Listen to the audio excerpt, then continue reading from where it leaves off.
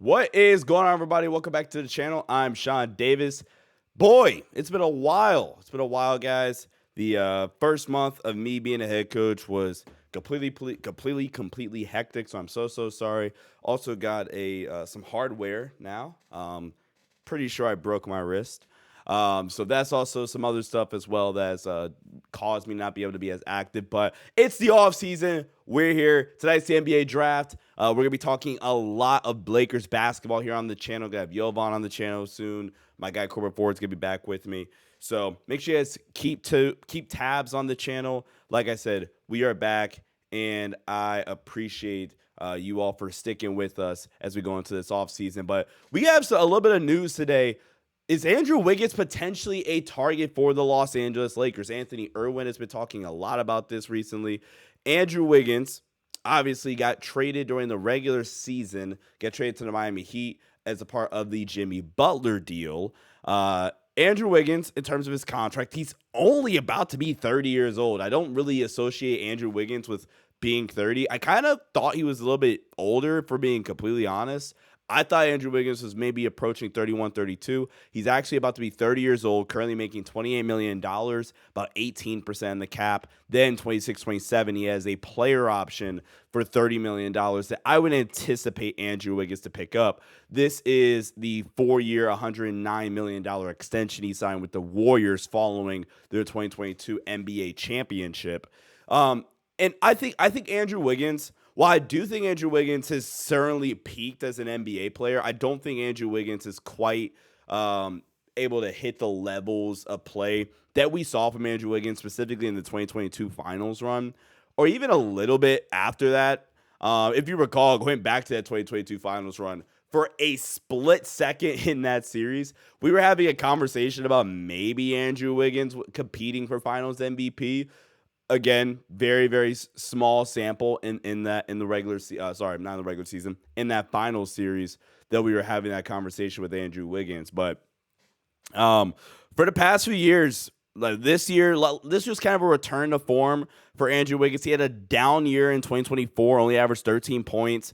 I want to say that was the year he was really going through some stuff family wise. But this season he averaged 18 points, shot the heck out of the ball, 37% from three, almost doubled his three-point volume compared to 2024, shot 5.8 attempts from three this season, got to Miami, was almost a 20-point per game scorer.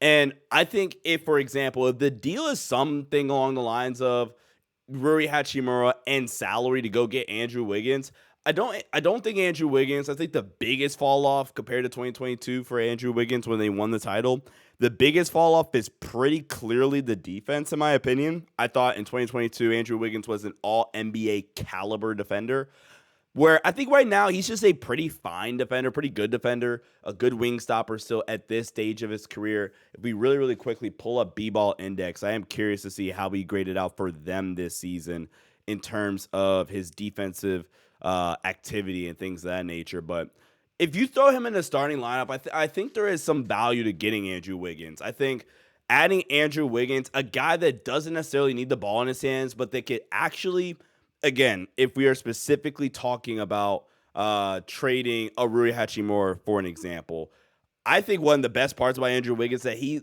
honestly attacks mismatches a lot better than somebody like a Rui Hachimura does. For an example, this year, according to B-Ball Index, A+ matchup difficulty, B+ defensive positional versatility.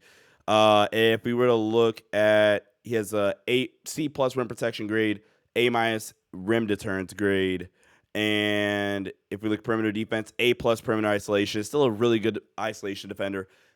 Falling off a little bit as a ball screen navigator, but really good off-ball chaser. So there is definitely a lot of potential utility for a guy like Andrew Wiggins. And going back to what I was saying about Andrew Wiggins' ability to attack mismatches against Luka, where he's going to be playing off the catch a lot, being able to play off 2 feet, playing next to Luka, LeBron, and Austin Reeves.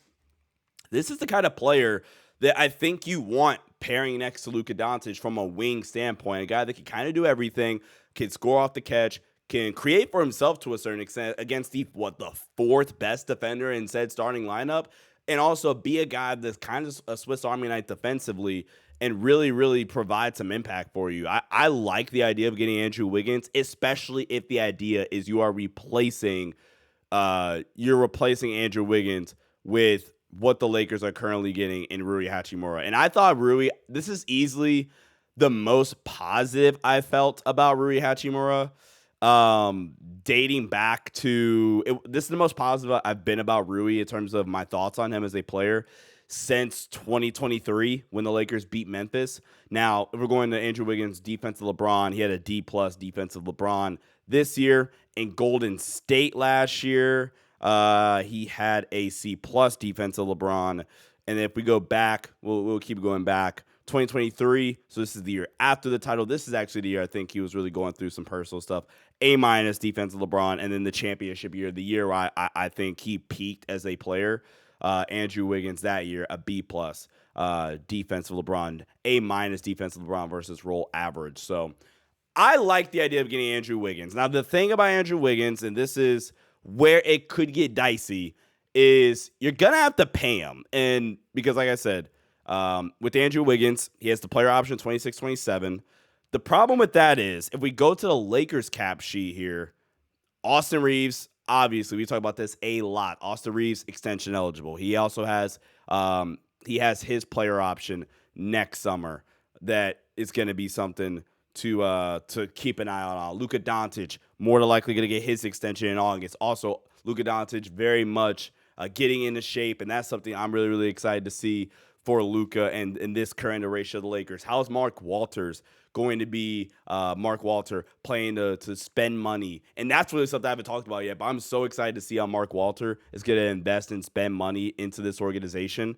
I'm super, super excited. I think Andrew Wiggins makes a lot of sense. He's a perimeter defender that can actually create for himself and play off the catch with guys like Austin, Luka, LeBron. He's a perfect fit in my opinion. The contract and the long-term spending is the only potential dicey thing about it. So I'm very, very curious to see how the Lakers address it.